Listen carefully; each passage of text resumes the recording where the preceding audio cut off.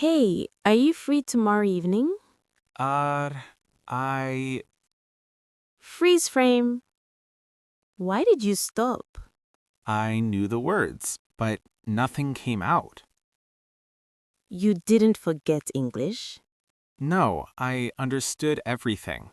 So what happened? I was building the perfect sentence.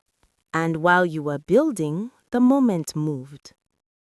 Conversation moves fast. When you translate, three things happen. 1. You search. 2. You check. 3. You doubt. Yes, I check grammar, then pronunciation.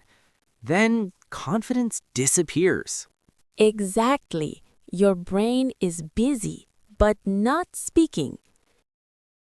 Native speakers don't start with grammar. They start with reaction. Example, if I say, "It's cold today," a native doesn't think present simple, correct structure.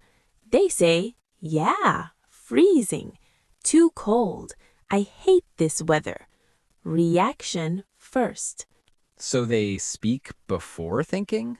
They think but fast because they react to meaning. Meaning, reaction, words. Do you need a bag? Do I need? Back how to answer.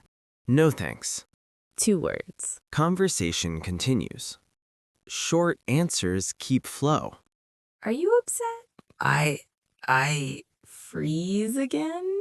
Yes, I wanted to say something perfect. But real English is not perfect, it's honest. So what should I say? I don't know.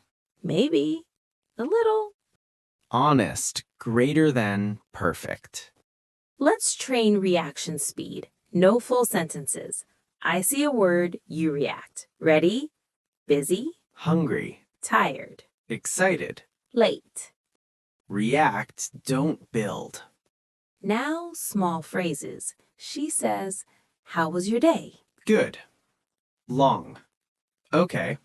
Perfect. You don't need more. You don't freeze because of vocabulary. You freeze because of perfection. Yes, I want to sound intelligent. But silence sounds worse. Silence, greater than perfection? No. Simple, greater than silence.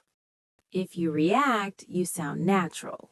If you translate, you sound slow. Stop building perfect sentences. Start reacting. Say something small. Small English works. Next time you freeze, don't look for the perfect sentence. Say something simple. Then improve later. React first, fix later.